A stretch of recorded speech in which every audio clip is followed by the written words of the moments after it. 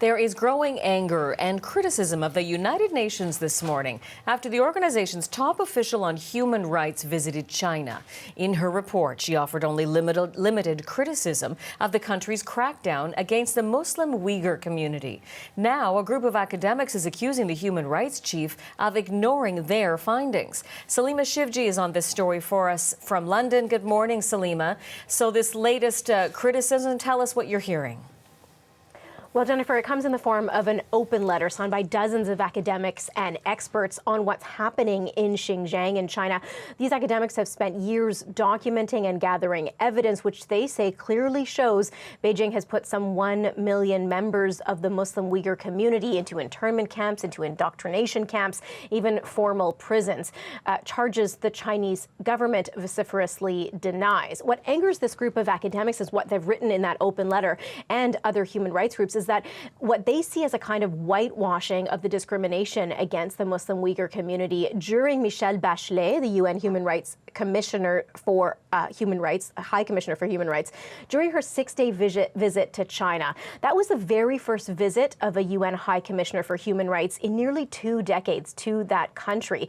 Of course, during those 6 days, she was escorted by Chinese officials the entire time. She met virtually with Chinese President Xi Jinping, as well as with China's foreign minister. And this is what she said at the end of that visit. Take a listen. This was not an investigation. Official visits by a High Commissioner are by their nature high profile and simply not conducive to the kind of detailed, methodical, discreet work of an investigative nature. The visit was an opportunity to hold direct discussions with China's most senior leaders on human rights.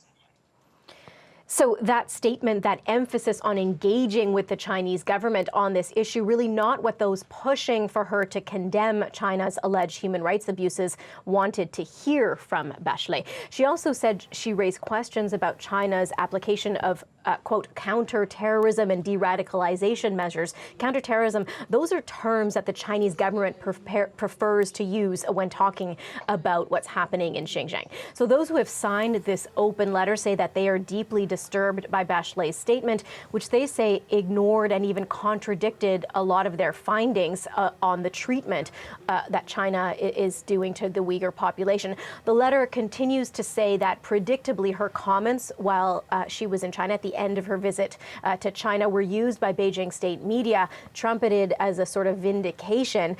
And the group of academics is also calling for the United Nations to release a long-awaited report, an investigation into the situation in Xinjiang. That report, believed to have been done and ready to be released, already finished at the end of last year. It's still not out. And Salima, this latest criticism comes just as EU lawmakers are set for a key vote on the situation in Xinjiang. That's right. It's a vote on whether to label China's treatment of the Uyghurs as a genocide. So this would follow what the United States has already done. They have called it a genocide. The UK's parliament as well, and Canada has also done this. Canada's House of Commons voted to call China's treatment of the Uyghur population a genocide. They did that last year, even though Prime Minister Justin Trudeau and the rest of the Liberals were absent from that vote in Parliament. Only one was there to abstain on behalf of the government. So the EU resolution is expected to pass with support of 4 of the major parties in the European Parliament. Of course, votes like those are very symbolic. They are non-binding, but a stark contrast with the statements that many saw coming out of Bachelet, the UN top official on human rights, at the end of her visit to China. Salima Shivji joining us from London.